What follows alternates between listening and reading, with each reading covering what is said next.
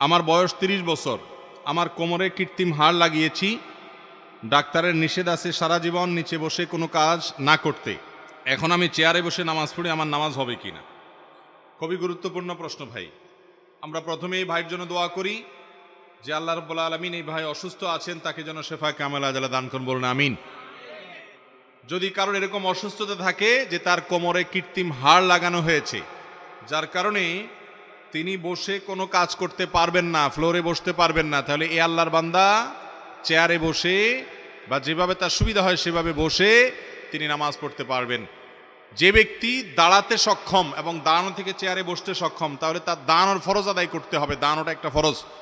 এরপরে রুকু সেজদা করতে পারে না, কোমর ভাঙতে পারে না, তাহলে চেয়ারে বসে হালকা একটু মাথা ঝুঁকি ইশারা করে রুকু বা সেজদা করবে, এইভাবে সে নামাজ পড়বে। কারণ লা ইউকাল্লিফুল্লাহু নাফসান ইল্লা উসআহা, আল্লাহ তাআলা কারোর সাধ্যের বাইরে কোনো কিছু করার জন্য তার উপরে কোনো নির্দেশ চাপায়া দেন নাই, বিধায় যতটুকু সাধ্যে আছে ততটুকু তিনি করবেন ইনশাআল্লাহ।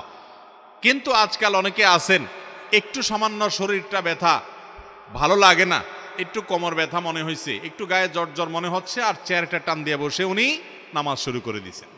আছে না নাই? এরম সাহেব মার্কা নামাজ পড়লে সে নামাজ আল্লাহর কাছে কবুল হবে না। অবশ্যই আপনাকে দাঁড়িয়ে রুকু করে সিজদা করে নামাজ পড়তে হবে।